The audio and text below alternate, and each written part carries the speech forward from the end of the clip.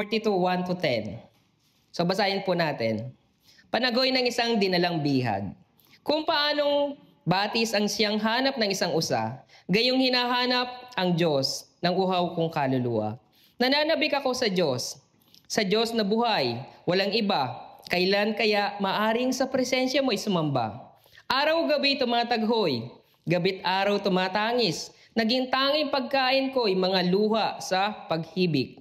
Itong aking kaaway ko'y sa tuwina'y yaong sambit. Nasaan ba ang iyong Diyos? Hindi namin namamasid. Nagdurugo ang puso ko kapag aking maalala. Ang lumipas na kahapon, lagi kaming sama-sama. Papunta sa templo ng Diyos na ako ang nangunguna. Pinupuri namin ang Diyos sa pag-awit na masaya. Bakit ako nanlulumo? Bakit ako nagdaramdam? Sa Diyos ako may tiwala. Siya'y aking aasahan, Diyos na tagapagligtas. Muli ko siyang aawitan. Siya ay gugunitain ng puso kong tigib hirap. Habang ako'y nasa Jordan, sa Hermon at sa Misar, di ko siya malilimot, gugunitain oras-oras. Ang dagat na kalaliman, pakinggan at umuugong, at doon ay maririnig, lagaspas na mga talon. Ang katulad, nagagalit, malaking mga alon, na sa aking kaluluwa ay ganap na tumatabon. Nawa ang pag-ibig ni Yahweh ay mahayag araw-araw. Gabi-gabi siya ay naway purihin ko at awitan. Dadalangin ako sa Diyos na sa akin bumubuhay. Sa Diyos na sanggalang ko, ganito ang aking wika. Bakit ako ay nilimot? Nilimot mo akong kusa. Bakit ako nagdurusa sa kamay ng masasama? Kalooban ko'y nangihina sa pagkutya ng kalaban. Habang sila'y nagtatanong, ang Diyos mo ba ay nasaan? Amen. So batay po sa binasa po natin sa aklat ng Awit chapter 42 verse 1 to 10. Yung title po natin ngayon is, ang Diyos mo ba ay nasaan? So, yung kanina na yung testimony ni Brother Bert, yung kanina na ginigising ng Panginoon ang ating mga kapatid. So dito, binanggit dito yung sa talata na dito sa verse 5, bakit ako nanlulumo? Bakit ako nagdaramdam? Sa Diyos ako ay may tiwala. Siyang aking aasahan. Diyos na tagapagligtas, muli ko siyang aawitin. So, dito, kung babasahin po natin yung, uunawain po natin, ilalaborate po natin na mabuti, yung aklat ng 42. Masasabi po natin na itong kwento na ito, isang kwento na kung saan is nananaghoy. Alam niyo yung nananaghoy? Tumatangis at lumuluha. So, lumuluha siya at nananaghoy, nakikiusap sa Panginoon. Kung ilalaborate lang po natin itong kwento na ito. So, sabi niya sa verse 1, kung paanong batis ang siyang hanap ng isang usa, gayong hinahanap ng Diyos. Hinahanap ang Diyos ng uhaw kong kaluluwa. Nananabik ako sa Diyos na buhay, walang iba. Kailan kaya maaring sa presensya mo'y sumamba? So, ito yung hangarin ng isang sumulat sa aklat ng chapter 42. Isa siyang nananaghoy. Bakit kaya ganun kalalim yung sinulat niya sa panaghoy na ito? Bakit ganun na lamang yung paghahangad niya na maranasan at maramdaman muli yung presensya ng Diyos? Gusto niyang maramdaman muli ang presensya ng Diyos. Ito yung sinasabi ng ating kapatid na kung saan is lumalayo ka na sa pananampalataya. Nailalayo mo na yung sarili mo ngayong ginigising ka ng Panginoon. Pero dito sa kwento na ito, hindi sila lumayo, kundi may problema dito. Ano yung problema? Bakit gano'n na lamang yung pagnanais niya na maranasan muli yung presensya ng Diyos? Tinatanong niya, Lord, kailan ba? Kailan ko ba mararanasan muli na makasamba sa iyong presensya? Alam niyo po kung bakit gano'n na lamang yung kalalim yung panaghoy niya. Dahil dumating po sa point na kung saan ang mga Israelita nagkasala sa Diyos. So yung kasalanan nila ang naging bunga, hinayaan sila ng Diyos na masakop. So dinala silang bihag sa ibang lugar. Doon, once na naging bihag ka na talaga. Maaring patahin ka nila, maaring alipinin ka nila hanggang sa mamatay. Hindi na sila makakapagsamba pa sa Diyos. Doon, sasamba sila sa mga ibang Diyos. Kaya nga nananabik siya, Lord, nandito ako sa ibang lugar. Dito, hindi ako makasamba sa iyo dahil papatayin nila ako. Naranasan na kita, Lord, sa buong buhay ko. Naranasan na kita. Kaya gusto ko sana makabalik sa iyong presensya. Gusto kong makasamba muli sa iyo, pero hindi na pwede. Dahil ako isang bihag ng malayong malayo sa iyo. So dahil sa kasalanan na nangyari, hinayaan sila ng Diyos na mabihag sa malayo. So tayo, asa mananampalataya, naranasan natin sa buhay natin ang Panginoon, pero lumalayo tayo. Inilalayo natin yung sarili natin sa presensya ng Panginoon. Lumalayo tayo dahil nagtatampo tayo sa Panginoon. Nagtatampo tayo dahil hindi tayo tinutugon ni Lord. Nasasaktan tayo sa mga nangyayari sa buhay natin. Hindi tayo masaya. Pero itong tao na ito, hindi siya masaya sa pagiging bihag niya. Naghahangad siya na, Lord, kailan kaya? Kailan kaya yung mararanasan ko pa muli yung presensya mo? Alam niyo po yung mga taong nasa kulungan. Kahit gusto nilang makasama yung pamilya nila, gusto nilang maging normal. Pero once na nabilanggo na sila at hinatulan na sila panghabang buhay na pagkakakulong, wala na silang magagawa. Kundi tanggapin yung kapalaran na ibinigay sa kanila dahil yun yung consequence ng kasalanan na ginawa nila. Pero tayo mga kapatid, malaya tayo. Malaya kayong nakapasok dito sa loob ng simbahan. Malaya kayong nakakapagpuri. Malaya kayong nakakatawag sa Panginoon. Pero bakit inilalayo natin yung sarili natin sa ating Panginoon? Dahil hindi natin ganap na naranasan pa ang Panginoon. Dahil hindi pa rin talaga natin ganap na minamahal ang Panginoon. Mas mahalaga pa rin yung mga bagay na gusto natin kaysa sa mga bagay na gusto ng ating Panginoon. Itong sumulat na ito, hinayaan sila ng Panginoon. Kaya nga nagsusumamo siya, humihingi siya ng pagkakataon. Pagkakataon na kung saan, kung minsan pa, magawa ko yung mga bagay na ginagawa ko nung dati. Lahat tayo naranasan natin si Lord sa buhay natin. Lahat tayo naging mainit sa pananampalataya. Pero, kamusta po yung pagiging mainit nyo dati? Ganun pa rin ba yung pagiging mainit ninyo? Magpahanggang ngayon, mga kapatid. Kung magtitimpla ka ng kape, sa umpisa mainit yan. Magpalipas ka na 1 oras, mamaya malamig na. Di ba? Mapapanatili mo bang mainit yung kape? Ikaw sa sarili mo, kapatid. Sabihin natin, naging mainit ka sa pananampalataya. Pero ngayon, tanungin ka ng Panginoon, mainit ka pa kaya? Maaring malamig ka na dahil lumayo ka na sa Panginoon. Tanungin mo yung sarili mo, katulad nito. Inilayo siya ng kasalanan, ibinilanggo siya dahil sa kasalanan. Humihingi siya ng pagkakataon sa Panginoon. Lord, nais ko ibalik mo ako sa dati. Nais ko na maranasan kita kahit isang pagkakataon pa.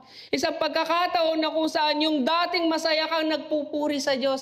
Yung dati na nararamdaman mo yung presensya ng Holy Spirit. Yung dati na kung saan yung mga Israelita ay kasama nilang lumalakad yung kaluwalhatian ng Diyos. Pero dahil nga nagkasala sila sa Diyos at ngayon, malayo na sila. Hindi lang sa malayo, kundi sila'y bihag mula sa malayong lupain. Ngayon, mula sa malayo, tumatanaw sila sa presensya ng Diyos. Mula doon sa kalayuan, humihingi sila at tumatagoy sa Panginoon. Lord, bigyan mo kami ng pagkakataon. Mahabag ka sa amin. Bigyan mo kami ng pagkakataon na maranasan muli ang presensya mo. Ganun yung damdamin ng isang taong naghahanap ng presensya ng Diyos. Ganun yung taong naghahanap ng nauuhaw sa salita ng Diyos. Yun yung mga tao na kung saan naghahangad na sambahin ng Panginoon. Pero malayo na sila, kahit anong gawin nila, wala na silang pagkakataon. Alam niyo, si Brother Kevin, tinanong namin siya, nagsisimba ka ba? Oo, naghahanap nga ng simbahan. Sinabi ko nga sa asawa ko, magsimba kami. Alam niyo yung ganung paghahangad? Kakaunti lang yung mga taong ganon. Alam nyo dito, kapag once na in-invite mo sila, sasabihin nila, linggo na lang, kukunin mo pa sa amin, ipagpapahinga na lang namin to, maggagala na lang kami. Pero para sa mga taong tinawag ng Panginoon, para sa mga taong uhaw sa presensya ng Diyos, hahanapin at hahanapin mo pa rin ang Panginoon. Dahil naranasan mo na sa buhay mo si Lord. Hindi mo na mawawala, hindi na mawawala sa puso, sa alaala mo yung bagay na yun na one day naranasan mo si Lord. One day naging mainit ka pero ngayon malamig ka na. Kaya hinahanap mo muli yung dating ikaw na kasama mo si Lord sa buhay mo. Pero ngayon, wala na. Diba? Natatandaan niyo pa ba yung title natin no last week? May Diyos ka pa ba? Ito lang yung kadugtong nito. Kung dati, tinatanong ko kayo kung may Diyos pa ba kayo. Ngayon ang tanong, ang Diyos mo ba ay nasaan? Alam niyo ba, hindi tao magtatanong sa inyo nito. Sa huling araw, hindi tao magtatanong nito sa inyo. Kaya nga, inaalog kayo ni Lord, ginigising kayo ni Lord. Dahil one day, hindi ang Diyos ang magtatanong sa inyo, ang Diyos mo ba ay nasaan? Ang Diyos mo ba ay nasaan? Alam naman natin na ang Diyos ay nasa langit. Alam natin na si Yesu Kristo ay nasa langit. Pero kapag narinig mo yung bagay na ito na ang Diyos mo ba ay nasaan, matakot ka na. Alam niyo ba kung bakit? Ang magtatanong sa inyo nito ay ang dyablo. Once na nasa impyerno ka na, sasabihin sa iyo ng dyablo, ang Diyos mo ba ay nasaan? Andun sa langit ang Diyos mo. Pero bakit nandito ka sa impyerno? Dahil nagpabaya ka. Ngayong malayo ka na sa presensya ng Diyos, nasaan ang Diyos mo ngayon? Walang kapangyarihan ng Diyos dito sa impyerno. Ang impyerno ay hindi nilikha para sa mga tao. Pero bakit may mga tao na sa impyerno? Dahil mas pinili nilang sumunod sa kalooban ng dyablo. Mas pinili nilang ilayo ang sarili nila kesa magpasakop sa ating Diyos. Kesa sumunod sa kalooban ng ating Diyos. Katulad na lamang ng kwento ng mayaman at ni Lazaro. Yung mayaman na yun, namatay siya. Sinong tinawag niya? Si Abraham, hindi na ang Diyos. Bakit? Dahil alam niya, wala siyang karapatang tumawag pa sa Diyos. Sa tao na lang siya tumawag. Amang Abraham. Kay Abraham na lang siya umasa, hindi na sa Diyos. Dahil alam niya na hindi na siya matutulungan ng Diyos doon sa impyerno. Umaasa yung mga tao sa kapwa-tao? Huwag kayong umasa sa kapwa-tao. Kundi umasa kayo at manampalataya kayo sa ating Panginoong Jesucristo. Sa Kanya kayo tumawag. In the end, sa impyerno, hindi mo na matatawag pa ang Panginoon.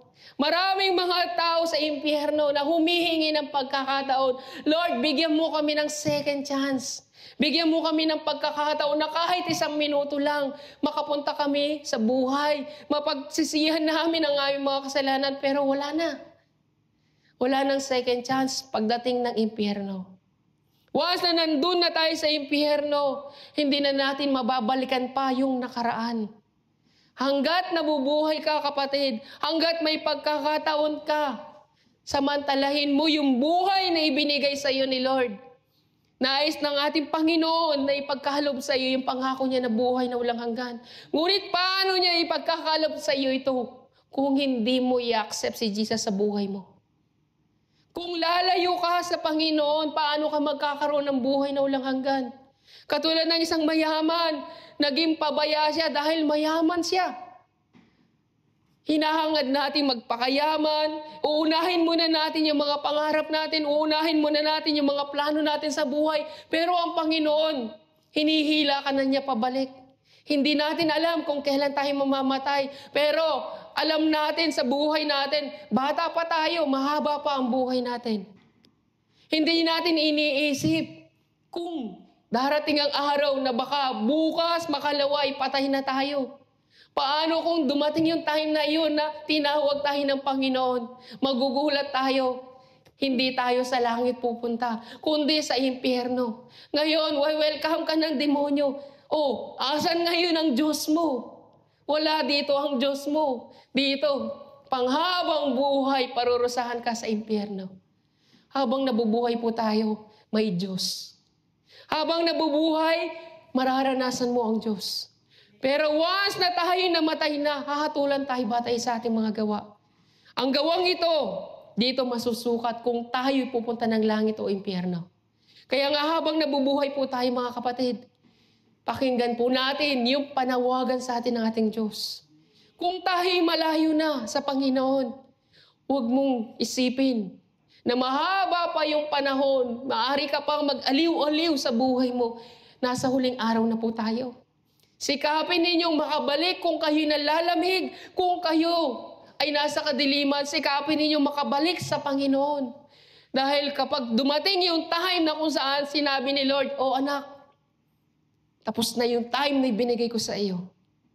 Ito na yung time na para humarap ka sa akin." Kaya mga kapatid, yung sumulat nito sa aklat ng 42, sa aklat ng Awit chapter 42, ano sabi niya?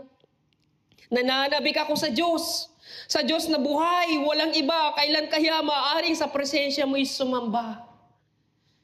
Tayo, mga kapatid, nananabik ba kayo sa Diyos? Nararamdaman niyo ba yung uhaw ng iyong kaluluwa sa presensya ng Diyos? O maaaring dumating tayo sa hangganan na kung saan hindi na tayo nakakaramdam sa puso natin. Maaaring dumating na tayo sa point na kung saan manhid na yung puso natin. Hindi na natin iniisip na kinakailangan natin magsimba ngayong araw. Kinakailangan natin na magbasa ng Bible. Kinakailangan natin magdasal. Hindi na ganun yung pakiramdam natin. Para bang manhid na yung puso natin. Kaya nga, matakot na kayo kapag ganun na yung nararamdaman ninyo dahil hindi lamang kayo malayo. Hindi lamang kayo malayo sa Panginoon, kundi manhid na yung puso ninyo. Hindi na ninyo hinahangad yung presensya ng Diyos. Kapag kayo'y naging manhid na, kaya nga huwag niyo pong hayaan. Huwag niyo pong hayaan na manatiling manhid kayo sa pananampalataya. Hanggat nabubuhay po tayo, binibigyan tayo ng Panginoon ng pagsisihan ng ating mga kasalanan at talikdan po ang ating mga pagkakasala. Managhoy tayo, tumangis tayo sa ating mga kasalanan. Tangisan natin lahat ng ating mga pagkakasala. Binibigyan tayo ng Panginoon ng pagkakataon. Huwag na ninyong hintahin pa na dalhin tayo ng Panginoon sa paghuhukom. Dahil once na nilitis tayo ng Panginoon, ihahayag ng Panginoon lahat ng ating mga kasalanan. So binibigyan tayo ng Panginoon ng pagkakataon na pagsisihan ng ating mga kasalanan. Pag ang Diyos na nag-declare, sigurado, hahatulan tayo ng Panginoon batay sa ating mga gawa. Kaya nga sabi sa Roma chapter 6:23, sapagkat kamatayan ang kabayaran ng kasalanan, ngunit ang libreng kaloob ng Diyos ay buhay na walang hanggan. Sa pamamagitan ni Kristo Jesus na ating Panginoon. Ang kabayaran po ng kasalanan ay kamatayan. Hindi kamatayan ang pisikal, kundi kamatayang papuntang impyerno. Yun ang kabayaran ng ating mga kasalanan. Kaya nga, minsan lang yung buhay ng tao. Minsan lang po tayo mabubuhay, kaya huwag niyo pong sayangin ang pagkakataon ibinigay sa inyo ng ating Panginoon. So samantalahin niyo, habang nabubuhay ka, eto na yung pagkakataon mo, pagsisihan ng iyong lahat ng iyong mga kasalanan. Kaya nga sabi sa Mateo chapter 5, verse 25 to 26, kung may ibig magsakdal sa iyo, makipag-ayos ka agad sa kanya bago makarating sa hukuman ang iyong kaso. Kung hindi, ay dadalhin ka niya sa hukuman at ibibigay ka ito sa tanod. Ikukulong ka naman na ito sa bilangguan. Sabi niya, tandaan mo, hindi ka makakalabas doon hanggat hindi mo nababayaran ang kahuli-hulihang pisong na dapat mong bayaran. Pag dumating po tayo sa point na kung saan ang ating Panginoon ay dinala na tayo sa paghuhukom. Panigurado, sabi niya, tandaan mo, hindi ka makakalabas doon hanggat hindi mo nababayaran yung kahuli-hulihang piso na dapat mong bayaran. Kaya nga sabi niya, kung may ibig magsakdal sa iyo, makipag-ayos ka na agad. Makipag-ayos ka na agad bago pa makarating sa hukuman ang iyong kaso. Kaya nga ang Panginoon, bago pa dumating sa point na kayo'y hatulan ng Diyos, pagsisihan ninyo ang inyong mga kasalanan. Makipag-ayos na kayo sa ating Panginoon. Sabi niya nga, sapagkat kamatayan ang kabayaran ng kasalanan. Kaya nga sabi niya sa Pahayag chapter 20 verse 10, at ang diablong nandaya sa kanila at ay tinapon sa dagat na apoy at asupre. Doon sa pinagtapunan din ng halimaw at sa mga huwad ng mga propeta, magkakasama silang pahihirapan doon araw-gabi at magpakailanman. Biruin ninyo. Isipin ninyo mabuti. Kaya nyo bang bayaran ang inyong mga kasalanan? Hindi. Doon sinasabi ng Panginoon, araw at gabi magpakailanman parurusahan ka sa impyerno. Once na tayo'y nadala na sa impyerno, kaya nga sinasabi na sa Hebrew chapter 9 verse 27, minsan lang, sabi niya, itinakda sa mga tao na sila'y minsan lang mamatay. At ang pagkatapos nito ay ang paghuhukom. So habang nabubuhay po tayo mga kapatid, huwag na ninyong hintahin pa na dumating kayo sa paghuhukom. Dahil once na dumating tayo sa paghuhukom, hindi tayo sigurado kung tayo pupunta ba ng langit o pupunta tayo ng impyerno. Tandaan mo, hindi ka makakalabas. Sabi niya, hindi ka makakalabas doon hanggat hindi mo nababayaran ng kahuli-huliang piso na dapat mong bayaran. Kaya nga ang impyerno, ito'y panghabang buhay. Hindi ito pansamantala na katulad ng mga tao nakakulong dito sa mundong ito. Maari pa sila magpihansa. So sa ating mga kapatid, sino sa atin na maari magpihansa ng ating mga kasalanan? Wala. Sino sa atin na masasabi na wala siyang kasalanan sa mundong ito? Lahat tayo makasalanan. Sinong tao dito na kayang tubusin ang kanyang mga kasalanan? Wala.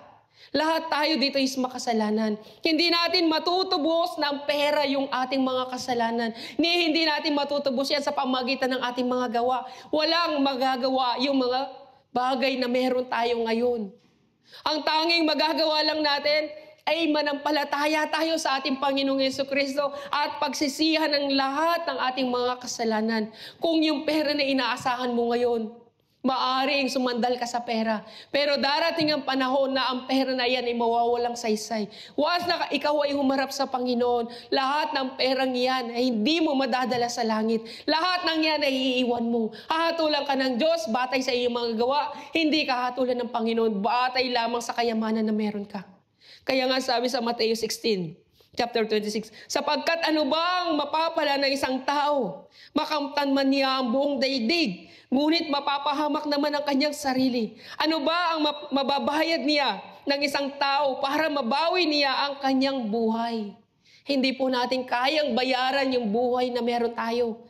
Hindi po natin kayang bayaran yung lahat ng ating mga kasalanan. Hindi, walang magagawa ang pera.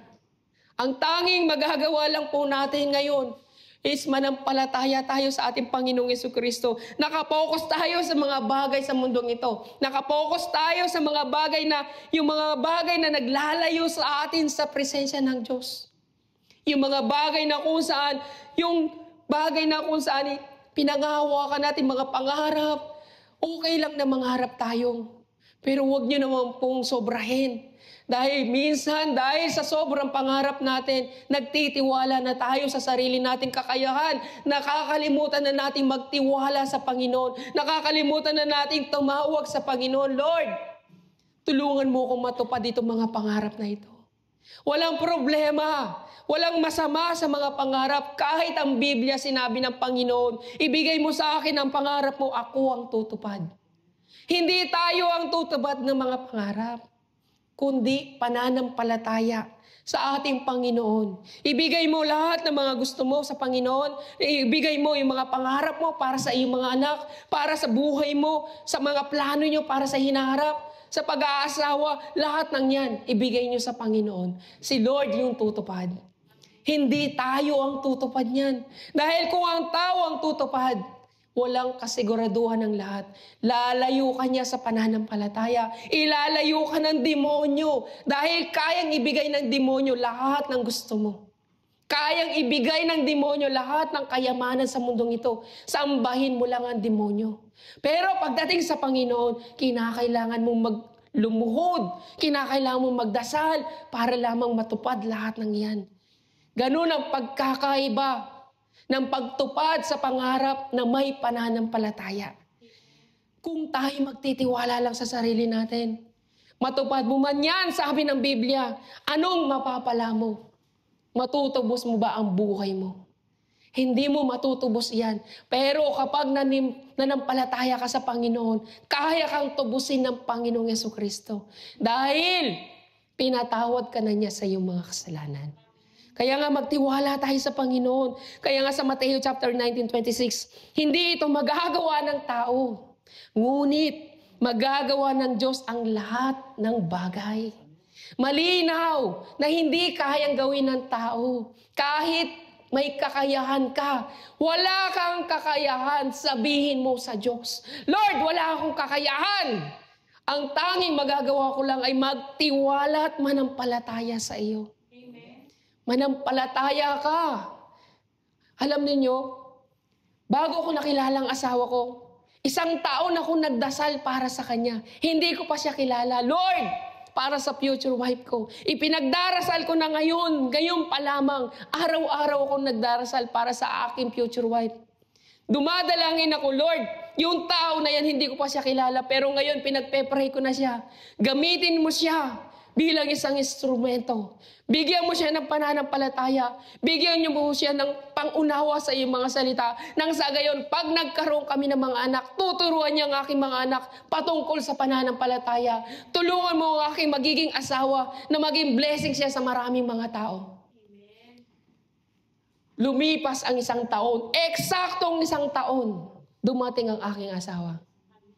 Tinugon ng Panginoon, kasama ko na ngayon sa ministry. Kung ipinagpe-pray mo na yung asawa mo for the future, tutugunin ka na ni Lord. Mag-invest ka na kay Lord. Pagdating ng panahon, ng araw ng pagpapakasal mo, ibibigay sa iyo ng Panginoon yung in-invest mong prayer.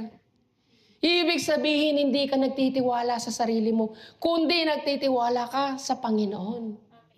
Ganun ang gusto ng Panginoon. Walang masamang mangarap. Walang masamang magplano. Walang masamang gumusto ka ng mga bagay-bagay. Basta ibigay mo sa Panginoon. Hindi dahil sa iyo, dahil once na ibinigay mo yan sa Panginoon, ibabalik niya sa iyo. At ikaw naman, gagawin mo yung testimony. Di ba nga, ang testimony ni Brother Bert, nagdasal siya, tinugon siya ng Panginoon. Hindi siya nagtiwala sa sarili niya, kundi nagdasal siya sa Panginoon. Kaya nga, tinugon siya ng Panginoon. Perfect timing lang. Pananampalataya lang, magtiwala lang kayo sa ating Panginoon. Kaya nga sa Kawikaan, chapter 3, verse 5-6, kay Yahweh magtiwala, buong puso at lubusan, at huwag kang mananangan sa sariling karunungan. Sa lahat ng iyong gawain, siya nga'y alalahanin upang ikaw'y patubayan sa iyong mga tatahakin. Huwag daw tayo magtiwala sa sarili natin, karunungan. So, ibig sabihin, pananampalataya lang ang sagot para sa successful na buhay na meron tayo. Pero alalahanin pa rin natin, ang pangako ng Panginoon sa atin ay buhay na walang hanggan. Doon sa langit. Yun ang panghawakan natin. Alam niyo po kung bakit kayo lumalakad ngayon na mag-isa. Bakit natin sinisikap na magawa ng paraan yung mga bagay na sa sarili natin kakayahan. Dahil wala na yung katugunan ng ating Panginoon. Alam mo sa sarili mo na malayo ka na sa Diyos. Kaya nga, alam mo sa puso mo, wala nang presensya ng Diyos. Kaya ang nangyayari, kumikilos ka ngayon na mag-isa. Nagpaplano ka ngayon na mag-isa. Dahil ramdam mo na malayo ka na sa Diyos. Hindi ka na makapaghintay sa mga prayer request mo. Ikaw na mismong gagawa. Hindi ka na makapaghintay, atat na atat ka nang gawin yung mga plano mo. Ikaw na ngayon na magpaplano. Pero ayaw ng Panginoon yung ganoon. Kinakailangan magtiwala at manampalataya ka. So hindi maitatago sa sarili mo. Hindi mo maitatago sa puso mo na malayo ka na sa Panginoon. Dahil nga hindi ka na nagtitiwala. Hindi ka na rin makapagdasal. Hindi mo na magawang manalangin. Hindi mo na magawang tumawag sa Panginoon. Dahil dismayado ka na sa lahat ng mga bagay na nangyayari sa iyong buhay. Punong-puno ka ng problema. Ang dami pa mga problema. Patuloy yung problema sa buhay mo. Hindi lamang sa iyo, kundi sa marami pa. Mga pamilya mo. So iisipin mo na walang Diyos. Hindi sa walang Diyos, kundi malayo ka na sa Panginoon. Hindi sa walang Diyos, kundi ikaw mismo inilayo mo yung sarili mo. So pilit nating hinahangad sa Diyos, bigyan mo kami ng mga bagay na ukol sa laman. Tugunin mo kami sa lahat ng aming mga kahilingan. So dahil nga yun ang pamantayan ng mga tao na alam natin na may Diyos, once na tayo tinugon ng Panginoon, once na tayo pinagpala, dun yung pamantayan ng isang tao na may Diyos talaga. Pero sa buhay natin, ang Panginoong Jesucristo, hindi pamantayan ng Panginoong Jesucristo ang pagpapala. Dahil ang pamantayan ng ating Panginoon, na parito ang ating Panginoong Jesucristo upang tayo tubusin sa ating mga kasalanan. Narito siya upang mag-alay ng buhay. Nag-aalay siya ng dugot, laman para matubos ang ating mga pagkakasala. Sa pamagitan ng kanyang pagkapako sa krus, ang ating mga kasalanan ay nilinis na ng ating Panginoon. Lahat tayo ngayon ay malinis na. Ang pamantayan ng Panginoon, ang hangarin ng Panginoon para sa atin ay buhay na walang hanggan. Pero para sa mga tao, ang hangarin nila sa mundong ito ay magkamit ng kayamanan sa mundong ito, maging successful sa mundong ito, maging mayaman sa mundong ito. Pero hindi ganyan ang plano ng Panginoon. Ang gusto ng Panginoong Jesucristo para sa atin, hangarin natin na masunod ang kanyang kalooban. Ito yung magkakaroon tayo ng buhay na walang hanggan. Kaya nga sabi niya sa John chapter 6, 38-39, ako'y bumaba mula sa langit, hindi upang gawin ang sarili kong kalooban, kundi ang kalooban niya na nagsugo sa akin. At ito ang kanyang kalooban, ang huwag kong hayaang mapahamak ang kahit sino man sa mga ibinigay niya sa akin, kundi ang buhayin ko siyang muli sa huling araw. Ang buhay na walang hanggan. Yan ang dahilan kung bakit naparito ang Panginoong Jesucristo. Hindi naparito ang Panginoong Jesucristo para lamang sa mga pagpapala, kundi naparito siya upang kayo'y mapatawad sa inyong mga kasalanan. So mga kapatid, mapalad na po tayo kung tayo man ay tinutuwid ng Diyos sa ating mga kasalanan. Mapalad na po tayo kung tayo man ay pinapalo at ginigising ng ating Panginoon. Dahil ito yung bagay na kung saan nais ng Panginoon na bigyan tayo ng pagkakataon na pagsisihan ang ating mga kasalanan. Kaya nga po mga kapatid, huwag po nating ipagdamdam. Kung tayo man ay pinagsasabihan para sa ating mga kasalanan, huwag po nating ipagdamdam na kung ang ating Panginoon na hindi tayo tinutugon sa ating mga panalangin. Dahil ang layunin ng ating Panginoon ay magkaroon tayo ng buhay na walang hanggan. So dito, ang dapat po nating gawin, tayo mismo yung makinig sa Diyos. Mostly kasi, di ba? Nagpe-pray tayo sa Panginoon, gusto natin, Lord, pakinggan mo kami. Lord, dinggin mo kami. Lord, ibigay mo sa amin. This time, kapatid, ikaw yung makinig sa Panginoon. Lagi tayo nagdarasal kay Lord. Gusto natin lahat ng mga kahilingan natin, pakinggan ng Panginoon. Pero tanungin ninyo ang sarili niyo, tanungin kayo ng Panginoon, ikaw ba ay nakinig sa Panginoon? Kapag tumawag ang Panginoon, pinakinggan mo ba siya? Kapag ang Panginoon ay nagsabi sa iyo, sinunod mo ba siya?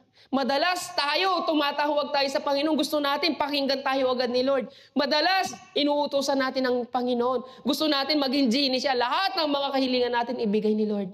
Pero tayong kapatid, kailan dumating sa point na ikaw naman ang nakinig sa Panginoon?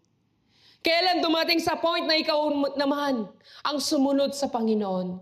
Narinig mo ba ang Panginoon? Naririnig mo pa ba ang Panginoon? Baka hindi ka na nauuhaw sa presensya ng Diyos.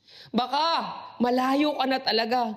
Kaya nga sabi sa Awit chapter 32 verse 1-2, mapalad ang taong pinatawad na ang kasalanan at pinatawad na rin ang kanyang mga pagsalangsang. Mapalad ang taong hindi na pinaparatangan sa harapan ni Yahweh.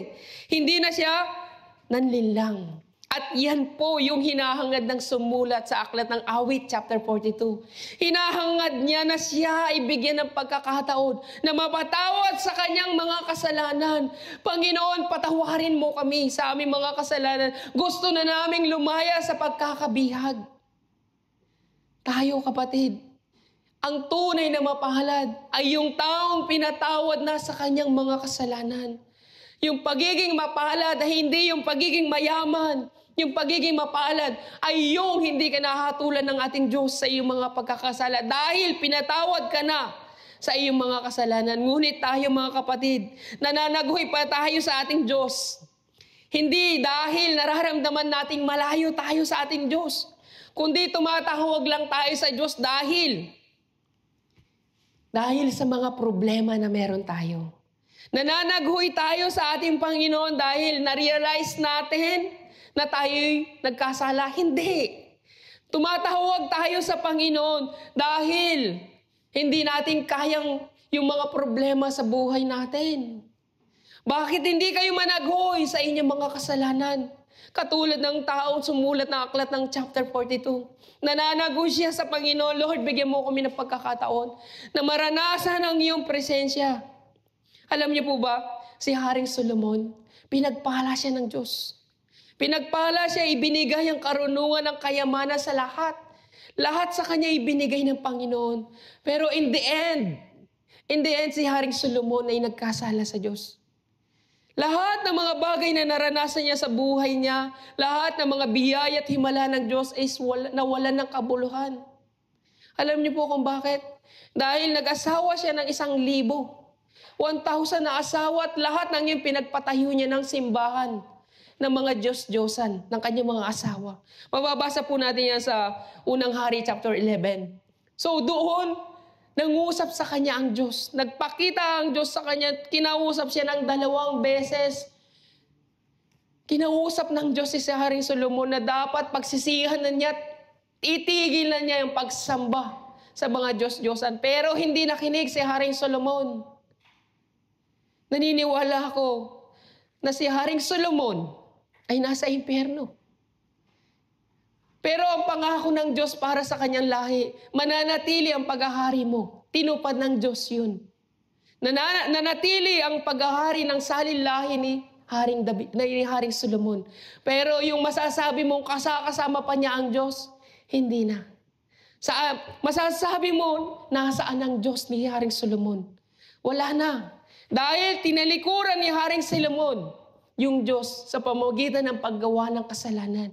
So tayo mga kapatid, ngayon masasabi din natin, once na tayong malayo na sa Panginoon, isipin natin dahil yan sa kasalanan. Kinakailangan natin pagsisihan po ang ating mga pagkakasala upang nang sa gayon, mahabag ang ating Panginoon sa atin at ibalik tayo sa presensya niya.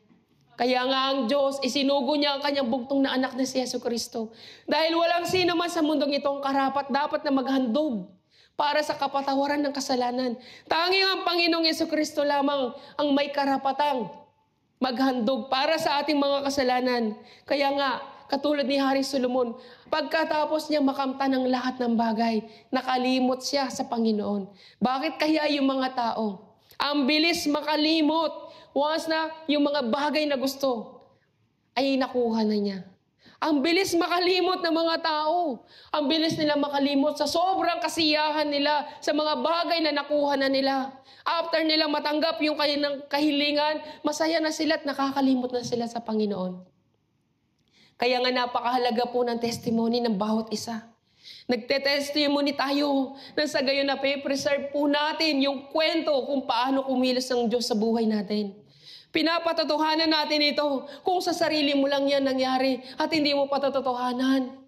Hindi mo mapaparangalan ng Panginoon. Pero kung ikaw ay nagtestimony, yung kwento mo ay ikukwento na rin ng ibang tao. Ibig sabihin, napapalaganap yung kwento mo. Hindi lang nananatili sa iyo, kundi lumalaganap yung pagpaparangal sa Panginoon.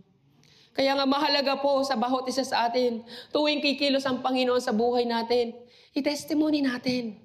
Patotohanan natin ang Diyos. Kaya nga kapatid, isipin po ninyo. Isipin po ninyo na kung tayo pinagpapala ng Panginoon sa buhay natin, isipin natin, dapat natin pasalamatan si Lord sa buhay natin. Isipin natin si Lord. Ito na yung pagkakataon na parangalan natin si Lord sa buhay natin. Pero ngayon, tanungin niyo sarili niyo, malayo na ba kayo sa Panginoon? Bakit parang wala nang tugon si Lord sa buhay ko ngayon? Bakit parang hindi na ako pinapakinggan ni Lord sa buhay ko? Baka malayo na po kayo. Malayo na yung dating ikaw. Yung dating ikaw na may pananampalataya, ngayon is wala na. Malamig ka na sa harapan ng Panginoon. Kaya nga tignan po natin ang sarili po natin. Kung nangungusap ba sa atin uli ang ating Panginoon o hindi na. Alam niyo sa puso niyo yan, kayo mismo ang makakapagpatotoo na malamig na kayo sa pananampalataya. Kaya nga, yung pagkakataon ay binibigay sa atin ng Panginoon. Pagkakataon na ma-realize natin ang ating mga kasalanan. Ito na yung chance ninyo para muli kayong makalapit sa ating Panginoon. Gamitin niyo yung sitwasyon na meron kayo. Lord, dumarami yung mga problema ko. Palagay ko dahil ito'y sa aking mga kasalanan. Palagay ko, Lord, lumalayo na ako sa iyo. Hindi na ako sumusunod sa iyong kalooban. Kaya nga, dalangin ng iyong taong bihag na iyon na siya'y bigyan ng pagkakataon para maranasan muli ang Diyos. Kaya nga sabi niya sa verse 8, naway ang pag-ibig ni Yahweh ay mahayag araw-araw, gabi-gabi. Siya naway purihin ko at awitin. Dadalangin ako sa Diyos na sa akin bumubuhay. Humihiling siya muli sa Panginoon. Nabigyan siya ng pagkakataon, parangalan niya, itestify niya ang Panginoon. Dahil nga wala nang tugon ang Diyos sa buhay niya. Kung noong una, sa bawat kahilingan mo, tinutugon ka ni Lord, hindi mo pinapatotohanan. Pero ngayon, hindi ka na tinutugon ni Lord. Ngayon, wala ka nang may patotohanan sa Panginoon. Wala ka nang may patotoo sa ibang tao. Kaya nga humihiling itong tao na ito, Lord, bigyan mo pa ako ng second chance. Papupurihan kita araw at gabi. Araw at gabi, magpupuri ako sa iyo. Pero wala nang pagkakataon. Kaya nga yung pagkakataon niyo po mga kapatid, hanggat may buhay po tayo, sikapin ninyo na parangalan ng Panginoon sa buhay ninyo. Sikapin ninyo na mapagsisihan ang inyong mga kasalanan. Kaya mga kapatid, tanungin po natin yung sarili natin. Talaga bang naranasan natin sa buhay natin ang Panginoon? Naranasan natin ang pag-ibig ng Diyos sa buhay natin? Kung talagang naranasan natin si Lord sa buhay natin, mararamdaman natin yan at marirealize natin na malayo na tayo sa presensya ng Diyos. Kung tunay na naramdaman natin sa buhay natin si Lord, yung tunay na pag-ibig ng Diyos sa buhay natin, alam nating timbangin yan. Dahil malaki ang pag-ibig ng Diyos sa atin. Ramdam natin na malamig na.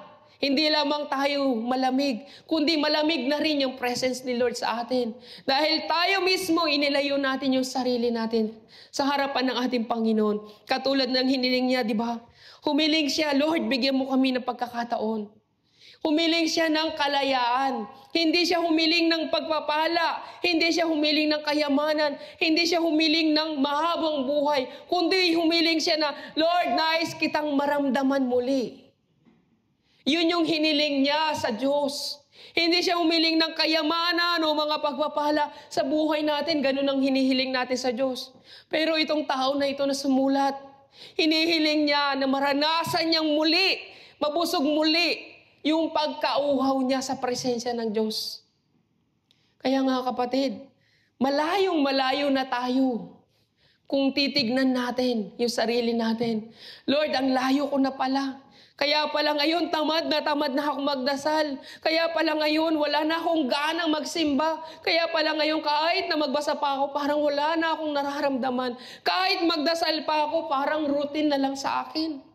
Parang wala nang feelings ang lahat sa ginagawa ko. Kahit nagsisimba ako, uuwi ako, wala lang. Nakalimutan ko na yung preaching, uuwi ako na hindi ako masaya. Parang walang lahat ng nangyayari sa buhay ko. Nagdarasal, nagsisimba ako, pero walang nangyayari sa pamilya namin. Magulo pa rin, awayan pa rin, puro pa rin problema. Kasi hinihiling natin yung mga bagay sa mundong ito. Bakit hindi nyo hilingin? Lord, gusto kong makabalik. Gusto kong maranasan muli yung presensya mo. Once na kasama mo ang Panginoon, sasamahan ka niya sa lahat ng laban mo. Sasamahan ka niya sa lahat ng mga pagsubok sa buhay mo. Sasamahan ka niya kahit pa nasa kadiliman ka. Si Lord ang magbibigay sa iyo ng liwanag. Si Lord ang magbibigay sa iyo ng linaw na mga mata. Nang sa gayon, tahakin mo ang tuwid na daan. Kaya nga magtiwala tayo sa Panginoon kung paano tayong tinugon ng Panginoon nung una. Tutugunin ka rin ni Lord ngayon. Kinakailangan mo lang pagsisihan ng iyong mga kasalanan. Kinakailangan mo lang magpakumbaba. Kaya nga, kung paanong batis ang siyang hanap ng isang usa, gayon din ang hinahanap ang Diyos ng uhaw kong kaluluwa. Nauuhaw ba kayo sa Diyos? Nauuhaw ba kayo sa Diyos? Kung nauuhaw kayo sa Diyos, mag-repent kayo. Dahil yun lang ang gusto ng Panginoon para sa atin. Dahil ang kasalanan yan ay pumapagitan sa atin, sa pagitan ng Diyos. Kung paano ang isang mayaman ay sinabi ni Abraham, sa pagitan mo, ang mga nandyan ay hindi maaaring pumunta dito. Sa mga nandito, hindi rin maaaring pumunta diyan. Dahil may pagitan tayo, ito ang bangin. Sa pagitan ng Panginoon, yung kasalanan, yung pumapagitan sa atin dahil sa kasalanan na yan. Kaya nga ang Panginoong Jesucristo ay naparito para alisin yung bangin na yan. Pero tayo mismo gumagawa ng bangin dahil na rin sa mga pagnanasa, sa hilig ng laman, sa nais ng ating laman, napapalayo tayo sa ating Panginoon. So nais ng Panginoon na ibalik ito sa dati. Kaya nga kapatid, malayo na tayo sa Panginoon dahil na kahit ng araw ng linggo, hindi na natin iisipin magsimba. Hindi kahit sa paggising natin sa umaga, hindi na tayo ginaganahang magdasal. Magpasalamat sa ating Panginoong Jesucristo. Kaya mga kapatid, huwag natin sayangin ang tsansa na ito. So, isuko natin yung sarili natin, pero huwag niyong isuko yung sarili ninyo. Kanino? Kay Satanas. Suko na ba kayo sa mga problema ninyo? Suko na ba kayo? Kung suko na kayo, para niyo rin sinabing punta na kayo ng impyerno. Huwag kayong sumuko dahil may Diyos. Huwag ninyong isuko ang sarili ninyo. Magtiwala kayo sa Panginoon. Manalig lamang kayo sa Panginoon. Manalig kayo sa mga salita niya. Namnamin ninyo yung bawat salita ng ating Panginoon. Sa bawat umaga, basahin niyo po ang Bible. Kaya nga sabi sa Isaiah 50, verse 4, ang Panginoong Yahweh ang nagtuturo sa akin ng aking sasabihin para tulungan ang mahihina. Tuwing umaga'y nananabik akong malaman kung ano ang ituturo niya sa akin. Ang sarap, di ba? Sinasabi niya na kung saan tuwing umaga'y nananabik ang aking sarili. Nananabik ako na malaman kung ano ang ituturo sa akin ng ating Panginoon. So, hindi natin nalalaman yung kanyang kalooban. Hindi natin malalaman ang kalooban ng ating Diyos kung hindi natin babasahin po ang Bible. So, mga kapatid, hindi po ako naniniwala sa mga taong nagsasabing may pananampalataya sila, pero hindi po sila nagbabasa ng Bible. Hindi po ako naniniwala sa mga taong nagsasabi na may pananampalataya sila pero hindi sila nagsisimba. Paano mo malalaman ang kalooban ng Diyos kung hindi mo babasahin ang Bible? Paano mo malalaman yung tama at mali? Paano mo malalaman kung anong ayaw ng Diyos at gusto ng Diyos kung hindi mo babasahin ang Bible? Mahalaga po na basahin natin ang Bible. Manabik po tayo sa salita ng Diyos kung ano bang mensahe ng ating Panginoon. Kaya nga mga kapatid, dito sa mundong ito, sa paggising natin sa umaga, basahin po natin yung Bible. Kaya nga sinabi ni Santiago rin Sinabi ni Santiago, tinutulan niya ang mga tao nagsasabi ng mga taong may pananampalataya, pero wala namang kalakip na gawa. Namumuhay tayo na may pananampalataya, pero walang kalakip na gawa. Sabi nga sa Santiago chapter 2 verse 14, mga kapatid, ano ang mapapala ng isang tao kung sabihin man niyang siya'y may pananampalataya, ngunit hindi naman ito pinapatunayan sa gawa? Maliligtas ba siya ng ganoong uri ng pananampalataya?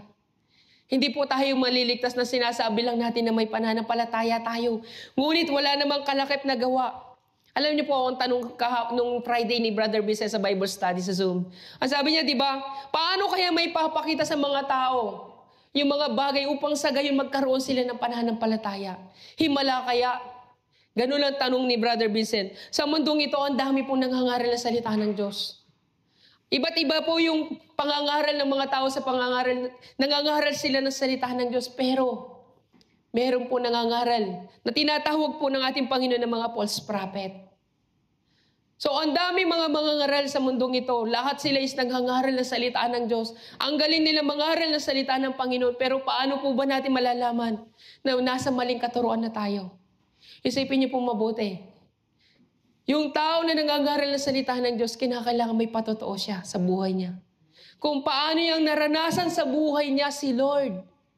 Dahil sa pamamagitan ng karanasan niya sa buhay niya, hindi po paramihan ng talino sa pangangaral ng salita ng Diyos, kundi kung gaano kadami niyang naranasan si Lord sa buhay niya. At yung mga karanasan niya yun yung patututuhanan niya sa buhay niya. Patututuhanan niya na ang Diyos ay buhay sa pamamagitan ng testimony. Kaya nga malalaman natin, kapatid, kung nasa mali tayong katuruan. Dahil sinasabi ko po sa inyo, maraming nangangaral ng salita ng Diyos, theology is theology.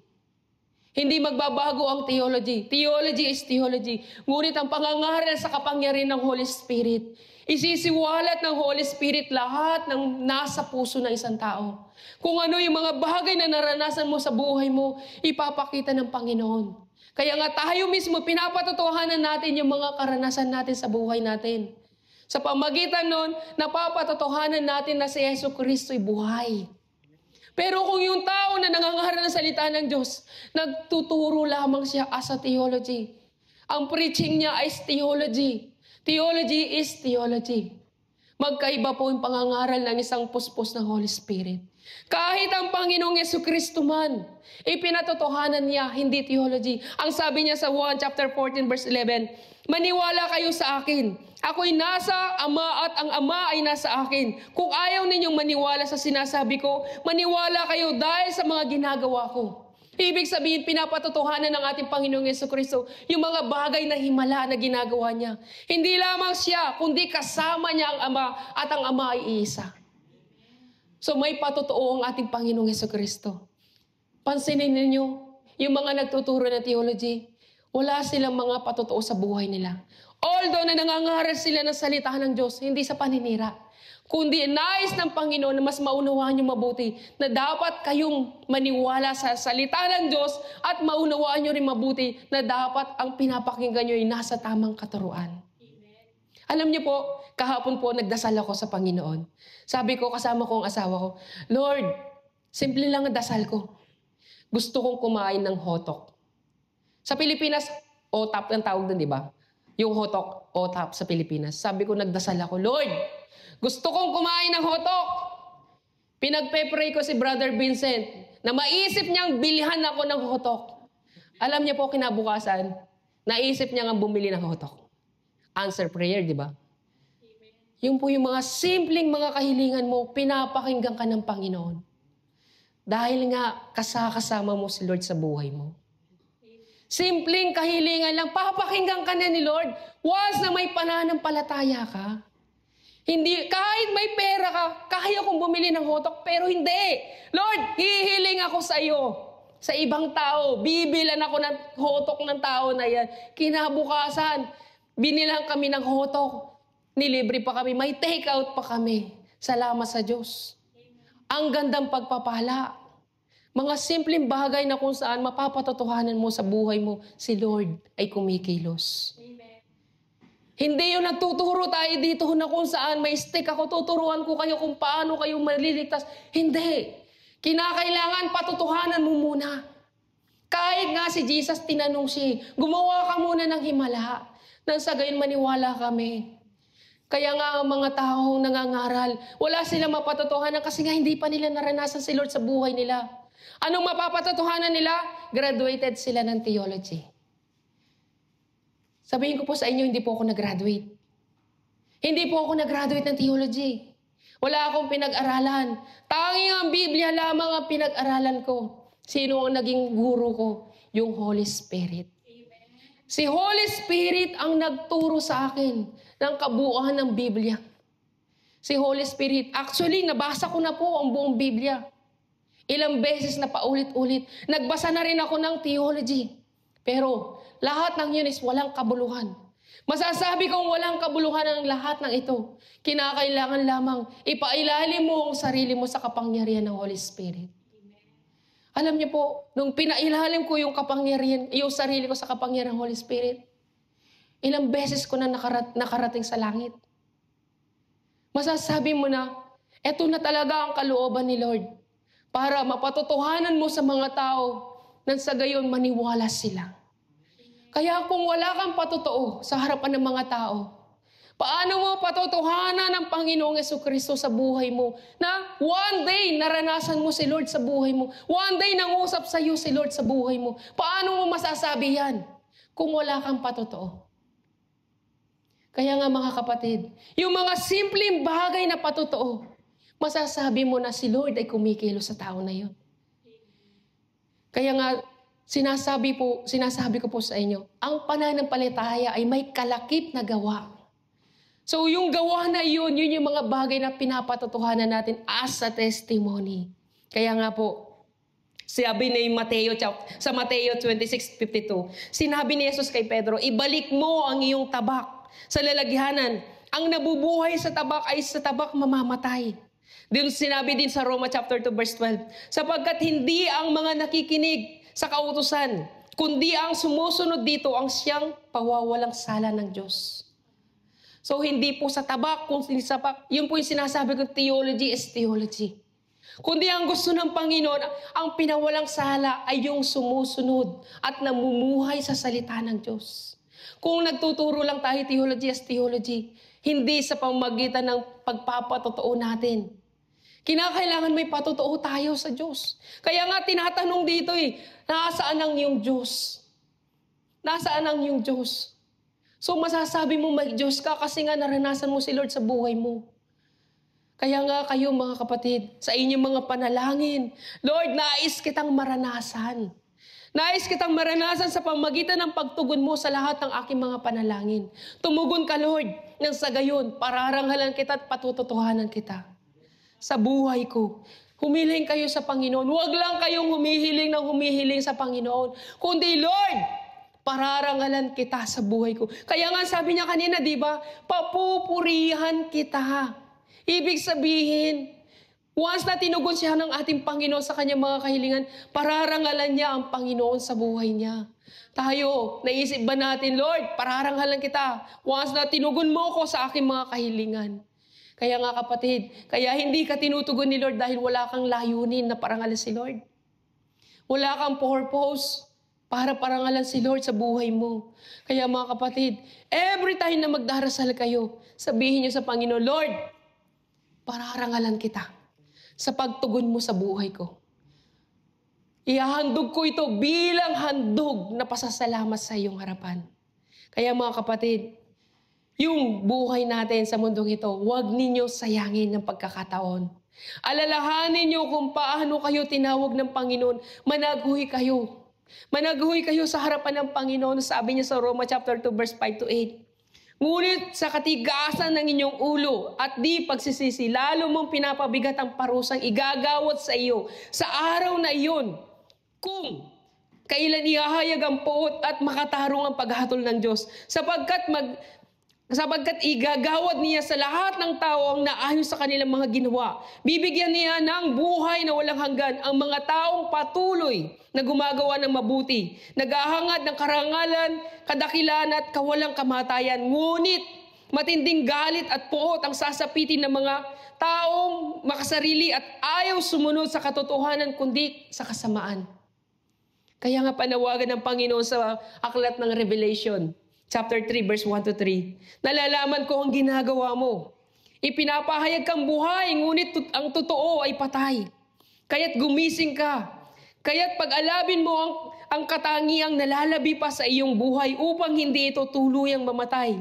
Nakikita kong hindi paganap ang mga naranasan mo, na nagawa mo sa paningin ng aking Diyos. Kaya nga alalahanin mo ang mga bagay na iyong tinanggap at narinig. Isagawa mo ang mga iyon. Pagsisihan mo talikuran ang iyong kasamaan. Kung hindi ka gigising, pupunta ako diyan at gaya ng isang magnanakaw at hindi mo nalalaman ang oras ng aking pagdating. Kaya nga kapatid, binibigyan pa tayo ng second chance ng Panginoon na pagsisihan at talikdahan ang ating mga kasalanan. So kapatid, nais ng Panginoon, managuhi ka. Managuhi ka sa harapan ng ating Diyos. Managuhi ka hindi lamang sa mga problema mo, kundi dahil sa iyong mga kasalanan. Humiling ka sa harapan ng Panginoon, Lord, bigyan mo ako ng pagkakataon na maranasan yung presensya mo. Alam niyo po yung patotoo ko ng last week. Di ba nagpatotoo ako na kung saan malayong-malayo na ako sa Panginoon. Anong sagot ng Holy Spirit? Mag-fasting ka. Alam niyo po, yung araw na sinabi ng Holy Spirit sa akin na mag-fasting ka, tumakbo ako agad sa simbahan. Alam niyo po, pagkababa ko pa lang ng bus, tanaw na tanaw ko na yung simbahan. Sa bawat paghakbang ko, ang bigat ng nararamdaman ko. Sa bawat paghakbang ko, ramdam ko yung kasalanan ko. Alam niyo po, doon pa lang sa malayo, tumutulo na ang luha ko sa harapan niyo. Sa bawat paghakbang ko, ramdam ko yung presensya ng Diyos na masasabi ko, sobra kitang na-miss, Lord. Alam niyo, malayo pa lang ako. Parang hindi na ako makakarating sa pupuntahan ko kasi nga, doon pa lang umiiyak na ako. Ramdam ko na yung nararamdaman ko sobra, Lord. Sabi ko sa Panginoon, I miss you, Lord. Na-miss ko yung presence mo, Lord. Sorry, Lord, kung lumayo ako sa iyo. Alam niyo, yun yung naalala ko na kung saan na naghuy ako sa Panginoon, na kung saan, Lord, nais kong makabalik sa iyo. Nais kong makabalik sa presensya mo, Lord. Kaya nga, nagbiyahe ako papuntang Seoul. Pagdating ko doon, talagang wala akong ginawa kundi umiyak sa Panginoon. Humingi ng kapatawaran sa lahat ng aking mga kasalanan. Humihingi ako para lamang mapatawad ako sa aking mga pagkakasala. Pinatawad ako ng Panginoon sa lahat ng aking mga nagawang mga pagkakamali. Ang bawat isa sa atin ay may mga kwento na kung saan na naghuhi tayo sa buhay natin. Alam nyo, si Brother Vincent, alalahanin mo yung panaghuhi mo doon sa ilalim ng puno kung paano ka na naghuhi sa Panginoon. Dumangis ka sa Panginoon, humiling ka sa Panginoon na tulungan ka niya. Ikaw rin si Brother Bert at Sister Shane, na naghuhi ka rin sa Panginoon. Kayong dalawang mag-asawa, tumangis din kayo na tulungan kayo, na bigyan kayo ng isang mga ngaral para mabusog ang inyong kaluluwa. Tinugon din kayo ng Panginoon.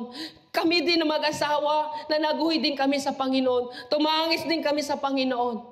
Humiling kami na tulungan kami sa lahat ng mga problema namin. Tinugon kami ng Panginoon. Ang bawat isa sa atin, kinakailangan tumangis at managhoy. Ang bawat isa sa inyo, saksi ako sa mga nangyari sa atin. Kung wala tayong simbahan noon, nung nasa labas pa lang tayo, ang bawat isa sa inyo, sa bawat linggo, umiiyak kayo, nananaguhi kayo sa Panginoon. Tinutugon kayo sa bawat pag-iyak ninyo sa Panginoon. Ngayon pa kaya kayo hindi iyak? Ngayon nyo, tawagin ng Panginoon. Ngayon, kung ramdam ninyo na malayo na kayo sa Panginoon, ngayon ninyo ibuhos lahat ng iyak ninyo sa harapan ng Panginoon. Kinakailangan ninyong pagsisiyan. Kung ngayon hindi niyo nararamdaman yung dating ikaw na mainit sa pananampalataya, ngayon ka tumangis hanggat nabubuhay ka. Dahil once na dumating ka sa point na kung saan namatay ka na, sasabihin sa iyo ng demonyo, nasaan ngayon ang iyong Diyos? Alalahanin mo kung paano kang nanaghuy noon. Alalahanin mo kung paano kang umiyak noon. Lahat tayo may kwento na kung saan umiyak tayo sa Panginoon. Na kung saan tumawag ka sa Panginoon at sinamahan ka niya, inakbayan ka niya. Anak, pinapatawad na kita sa iyong mga kasalanan. Halalahanin niyo yung mga kwento na nangyari sa buhay ninyo. Na sa gayon, ang Panginoon ay patawarin kayo sa inyong mga kasalanan. Kaya mga kapatid, tayong lahat ay sabay-sabay na manalangin sa Panginoon. Lahat tayo, huwag niyong isipin na meron kayong katabi. Isipin ninyo kung paano kayo makakabalik sa presensya ng ating Diyos. Lahat tayo tumawag. Huwag kayong mahiyang manalangin sa Panginoon. Huwag kayong mahiya sa mga katabi niyo. Alalahanin ninyo yung pagkakataon na ibinibigay sa inyo ni Lord. Alalahanin niyo yung time na mainit ka pa. Yung time na kung saan